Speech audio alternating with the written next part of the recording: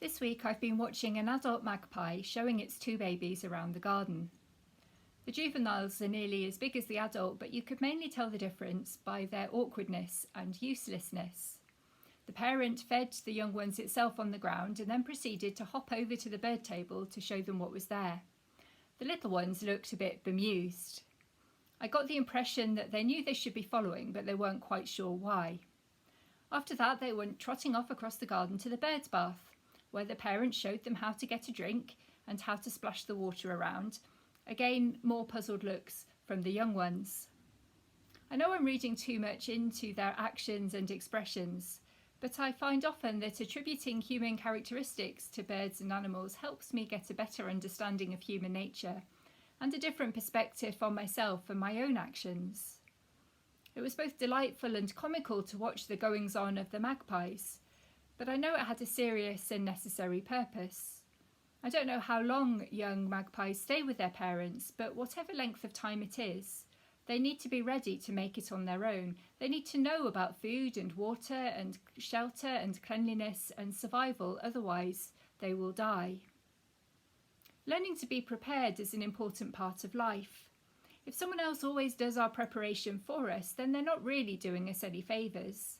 We need to learn for ourselves what we need to do to be ready for certain situations, even if that's just remembering to pick up your bag and lunchbox before setting off to work or school. People prepare for things in different ways. Sometimes it might be a theoretical exercise, running through all the possible eventualities in any given situation and working out how you might need to act or respond. Sometimes preparation is a practical or a physical thing. A musician prepares for a performance by practicing their instrument. A sportsperson prepares for a match or competition by training their body. In religious and spiritual life, there are habits and disciplines that we can cultivate and practice because they're good for us now, but they also help to shape our thoughts and words and actions the more they become part of us. Fasting has also had an important part to play in spiritual preparation. Jesus was led by the Spirit into the wilderness, where he fasted for 40 days in order to draw closer to God in preparation for his transition into ministry. And ever since, many religious communities have incorporated periods of fasting into their life. I found it helpful to think about the last few months as a period of fasting. Many activities that were part of my life have either altered dramatically so that I do them from home now, or they've stopped altogether. I'm finding that what I mean by corporate worship is not the same as it was 3 months ago. And certainly in my Methodist tradition, it's not been possible to share in communion since the middle of March. So if I want to give this period of fasting due attention, if I want to really think about it and engage with it and not just skip through it, hoping that it will soon be over, then I need to ask myself what it means for me and what it's preparing me for. Back in March, I saw this post on Facebook. Government statement: to prevent catching coronavirus, stay home, avoid physical contact and don't go into large crowds. Introvert's response: I've been preparing for this moment my entire life. I felt that this was true for me. I know I'm an introvert, which means that I gain energy from being on my own, and I love to be at home pottering. I felt very prepared for lockdown because home is my haven, my own company is comfortable for me, and I have stacks of books and craft projects that have been crying out for my attention for years. But as this period of time has gone on, I've been wondering what I'm preparing for now, and I'm not really sure that I know what the answer is just yet. I know what I'm not preparing for. I'm not prepared for what we once called normal. I'm not prepared to buy into the myth that capitalism and consumerism will get us out of this crisis. I'm not prepared to eat out for Britain or shop for Britain, because I think that our greed and overconsumption have led to the conditions in which this virus has thrived.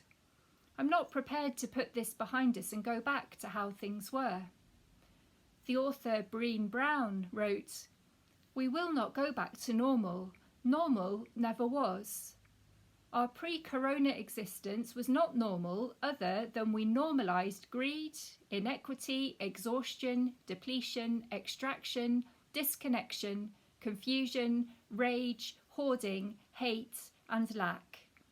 We should not long to return, my friends. We are being given the opportunity to stitch a new garment, one that fits all of humanity and nature. In church life too, I think I know what I'm not prepared for. I'm not prepared for us to go back into our buildings and assume that we're picking up where we left off. I'm not prepared for spending hours in meetings that do not seem to have anything to do with enabling God's commonwealth of love to grow. I'm not prepared for us to turn our focus inwards and wait for people to come to us. I'm not prepared for the kind of church life where a few people are vastly overworked and become resentful and bitter. I'm not prepared for lacklustre and insipid religion, where routine has replaced adventure and where the movement of the Holy Spirit is treated with great suspicion. I'm not prepared to waste my time on churchy things if it seems patently obvious that God has gone off in a different direction. I'm not prepared to uphold society's status quo, and I'm not prepared to uphold the church's status quo. I don't want to be where it seems that the Holy Spirit is not. I'm not prepared for that anymore. So I'm still praying and hoping and searching, still longing to discover exactly what I am preparing for. I think the future for us as church is exciting, but only if we're prepared to let go of what we had before and open ourselves up to step away from those things that we've been hiding behind for so long. Sometimes I feel like one of those baby magpies waiting for the mother bird to show me what to do and where to go. Then I realise the mother bird, the Holy Spirit, is already here. And all I need to do right now is to watch and learn and imitate and try to follow her unpredictably adventurous leading to places where I will find food and water for my soul and opportunities for sharing this nourishment in broader and more generously inclusive ways.